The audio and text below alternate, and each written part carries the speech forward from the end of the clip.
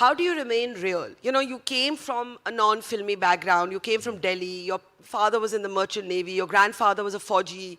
You had a regular upbringing, right? When you have so much fame and wealth, how do you stop it from like completely transforming you? What do you do keep parts of your life real? I think that credit goes to my family, my parents, my father, who's a massive influence, and you know how he keeps it. He's a straight arrow. What did he feel about you joining movies? He was a bit skeptical, but when he saw that, you know, in the 20s I'm so passionate about it, and genuinely there was an offer to come to Mumbai. I would have never come to Mumbai if I didn't have that film that never worked out. Yeah. So that's how destiny also functions. Yeah. So then he gave it, you know, ki chalo theek hai. You have like a year, and that year became 5 years then to struggle. And of course my mother as well, who was very nervously calling me every evening, used to just chat ki khana khaya, ye mila, ye nahi hua. Yeah. And then I think when I became an assistant director, there was a little more structure to the struggle and madness. And at least you were gaining some kind of experience. And that kept me going. And today also, I think I'm fortunate enough to marry Kiara, who also comes from a non-film background. Yeah. You can clap for Kiara. So that makes life easy to keep it really real and cultured like how we grew up. So I think it is a part of our profession. We don't need to bring it to our home. You know, the amazing characters we get to play and stories we get to tell. Like, what's the most normal thing you two do? Everything. Nothing ghar mein, like we would give our little one a massage, abhi subah. That's our routine. Yeah. You know, waking up with her, stretching. You know, life has definitely changed for the better since I've become a dad and a girl dad. Yeah. She's the best phase right now, and I think... you just gave us her name, Sayara. Yes, Saraya. We just gave her that name. Yeah. And I think I've never lost so many arguments to somebody who can't speak. You know, so anything so what she's does just Saraya looking... mean? Saraya is God's princess of God. It's not in Hindi, of course. Yeah. It's an exotic name that comes from the Eastern. It's actually Hebrew name that comes. And all we saw on your Instagram page were two pairs of, you know, a pair of baby socks. Yes. So we filled it finally. That's how we announced it. We wanted to round it off. And life is just amazing with there. And I realized that I'm no longer the hero of the house. She's the superstar. How old is she now? She's not 4 months. 4 months. 4 months. So she's But you took your time in naming her, or you took your time in telling us that she's Saraya? We were thinking like whether we announce it or not, because trying to be कि हर घर में announce करने की ज़रूरत नहीं होती है. Right. But then we realized, कि चलो ठीक है, we'll make it official and announce her name. So are you hands-on dad? Yes, I mean, you should ask my wife that.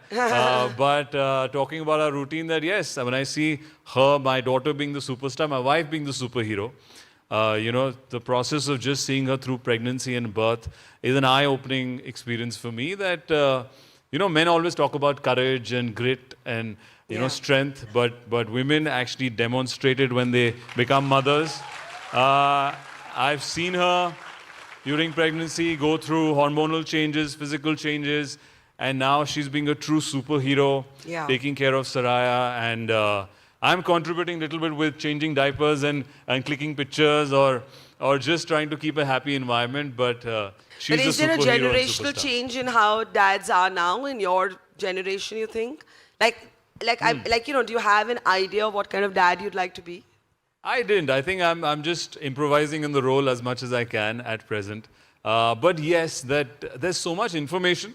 Yeah. And I feel we have a better work-life balance, or at least the intent to do that is there.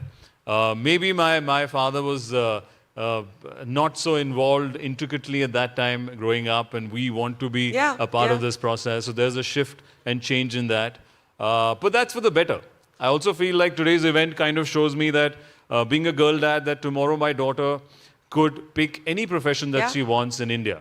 Yeah. So that gives me a sense of pride and comfort that, beta, whatever you want to do, there are no no's or do's and don'ts anymore. I think the lines are very blurred. Yeah.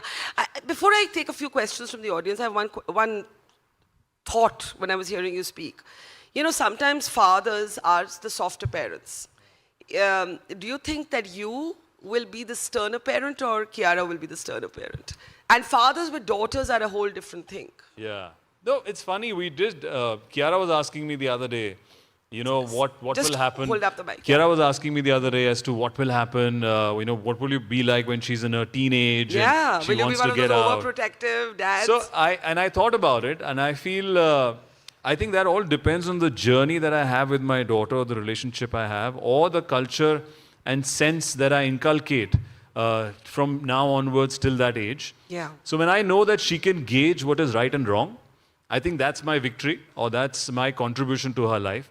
And then if I have utmost confidence in her decision making and gauging someone or gauging a situation, then I'm at peace. Because I think you can't be overprotective. You have to let them learn from their own mistakes, hopefully reduce them. So I think my homework, or I keep telling her, I said, our work starts now, Yeah. till that she's a teenage, to inculcate as much sense, instincts, I feel culture or knowledge, that she be capable to come outside in public and deal with people or friends or anything that she kind of faces.